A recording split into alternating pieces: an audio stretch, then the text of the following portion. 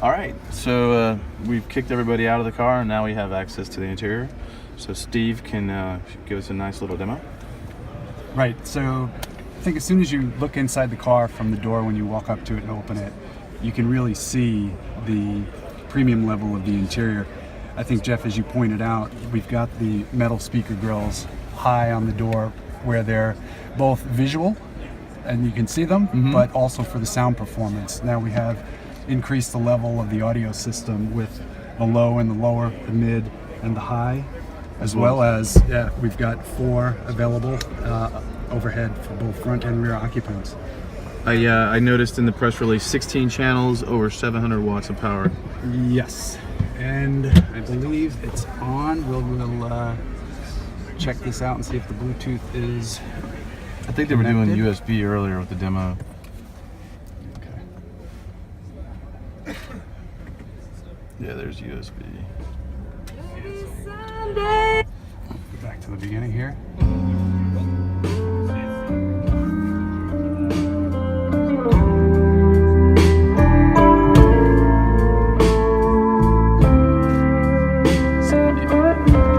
Sense that the music is surrounding you. Yeah, it's like it envelops you. Right, it's not just coming from the instrument panel, right, but now you hear the singing, it's coming from right here in front and center, clearly. So that's good. And this was all tuned by Elliot Shiner, who's actually on site here today. He said this is his best work yet. It is good. Yeah, I spoke to him for a few moments before we came on camera here. He's pretty excited about all this. And you have your, what is this, the True Touch pad interface? Is that what That's right. That's correct. Pretty simple to operate. It doesn't function like a normal scroll pad that you're familiar with, but it is just absolute. So if I want to push on the navigation, I just put my finger on the upper top left corner. Yep, top left corner. It highlights that, and then I would push that, and then we're into the navigation mode. We do have a B side here on the right. We can swap back and forth between navigation, clock, and what's playing on the audio, as well as the intent would be that then you could flip-flop. Right, you could put the Navi on the right side and then the audio on the left. That's right. And I understand this was kind of designed to Excuse me. This is designed to kind of follow the design ethos of the NSX, right? Yeah, that's correct. So we have the driver controls here also centrally located on the vehicle, similar to the NSX.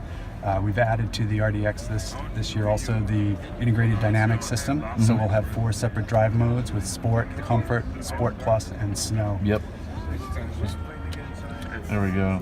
You can see, oh, it shows it here too. The damper. So this adjusts probably throttle, transmission logic. Yeah, that's right. And Steering. the dampers. Yeah. Same thing with Sport and the Plus. versions that have the adjustable dampers, it will also control the damper system. So that was one of my other questions. Is the adjustable damper standard, or is that, I assumed it was probably in certain trims? It's not standard. Okay, all right. And it's the valve-based, not MR. That's right. It's the valve-based. Yep. Okay, cool. So that's better for repair costs down the road. Very nice though. Stitched leather here. Soft touch. The wood. Then we've got the gloss black as well on the vents. With even the fine detail here, you can see the silver and the chrome down the center there of the vent. Just those little attention to detail points that really, separate the car from mainstream. Yeah. So one of the things I like about this is not only the True Touch, but it's also very responsive, like scrolling and some of these audio systems, they have so many things going on, but they're very laggy when you click them.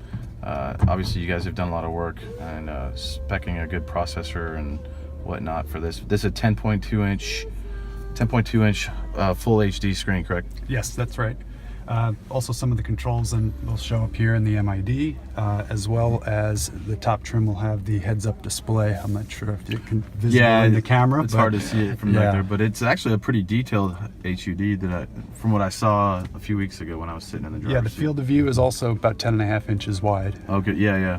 It's Very nice. And it is color, and then there are controls here on the steering wheel that are interactive with the HUD as well. So you can see what audio is playing. You can, if an incoming call or text message, you'll be able to get that indication here on the heads-up display as well. Right. And then another feature that I remember reading about was it's supposed to be natural, very natural to speak to this system, and the recognition's very intuitive.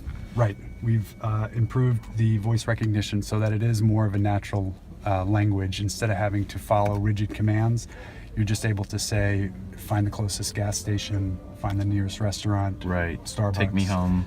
Yes. Yeah.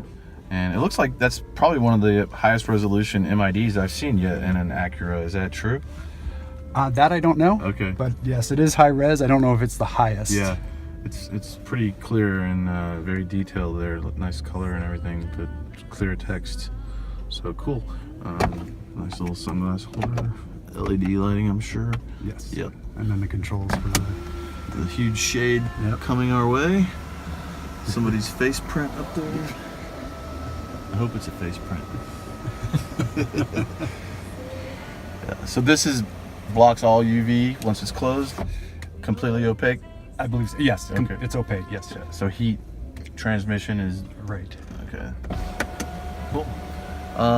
Is there anything else you'd like to point out in the interior? I see we have a reasonably good sized console, and then you have a slide top here. Right. So under the slide top, we've got dual cup holders, left and right, as well as a phone pocket here shown.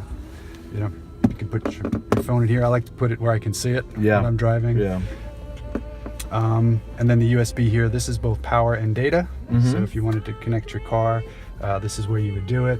Now there's 2 ports back here I see, and then is this the only one up front? There's there's one right here. Also underneath. Yeah. So with this high deck console, there's storage here that women tend to like. They can put their purse here, get it out of the way. As well as we have the aux and the accessory power outlets, as well as the assistant side USB switch. Yeah. Or not switch, port. Right. Okay. Yeah, that's a pretty sizable. What do you call this area again? The little cubby area?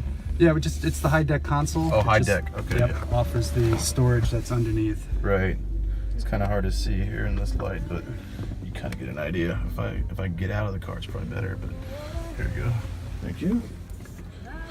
And then with the console here too, right, has the lid to close it. We heard people like to put things out of sight, not have it visible. It also cleans it up, makes it look much neater. Is this actual wood here? Yes, it is. And then this is also adjustable, so it helps then with positioning the hand, keeping it stable while using the touchpad. So I imagine you've probably done testing, like how much weight this will withstand, because people will put stuff on it, right? That's So right, of course. Before you destroy it. So Different liquids also, it has to go through a test, all the electronics, so that they operate when you spill your soft drink. yeah, your frozen mocha. Yeah, whatever. or your frappuccino. Yeah. Cool. All right. Well. I guess one other thing, Jeff, you Yeah. probably didn't talk about because we're sitting on them, are Yeah. the seats. Oh yeah. Very comfortable. Yeah. Very nice seats. Yeah, they're up to 16-way power adjustability. Nice and ventilated. Yeah. 16-way for the driver as well as the passenger. That's right. Yeah. So with the lumbar, it's 4-way, in and out, up and down. It's got the thigh extension, it's got power bolster, as well as we've got the 4-way adjustable, now manual headrest. Okay. But yeah, heat and vent seats also available. Yeah, I'm enjoying the ventilated seat. It's area. getting warm in here. Yeah. So this is probably also dependent on trim level as far as which with one. the vent seat is, yeah. Yeah. The heat's probably seat's- standard. The heat's standard, yes. Rear heat as well. Not standard, but available. Okay. Yes. All right. Awesome. Well, I like it a lot. I think you guys did a great job. Thank you. Looks nice. It's gonna probably sell pretty well. I mean, crossovers are still kind of hot right now, right? They are. Our president said it's the right product at the right time. Yeah. For the market. Sales the last 3 years have been over 50,000. It's the only vehicle in the segment, the current model, and we hope to increase the sales from that. Okay, since we're inside, just thought of this. I'd heard that the new platform makes this ride really quietly, and it's like the interior noise is maybe one of the quietest Acuras rolling right now. Is that correct? It is. Can you hear noise outside the car? Not much. and flat out there. I mean, it's an auto show floor. Right. And the other thing is the audio is on such a low level, but it's still clear enough that we can hear it and we can have a clear conversation. Yep. You don't have to turn the audio up to be able to hear it. Yeah, Right. it's So you guys have taken a lot of measures in sealing, and as well as probably insulating the fender wells and acoustic glass, etc. That's right. Okay. You know, trying to close up all those gaps wherever the noise can permeate through. Yeah, and all this glass here probably makes it Challenge. a challenge. Yeah, cool. All right, well, Steve, great job on the car. Can't wait to drive it. Hopefully that event's coming up soon, and I'm sure I'll see you there. Jeff, yeah, thank you very much. All right. It's been my pleasure. Thank you for taking the time and showing us everything here. I can't wait till you get to drive it. Yeah. All right, thanks.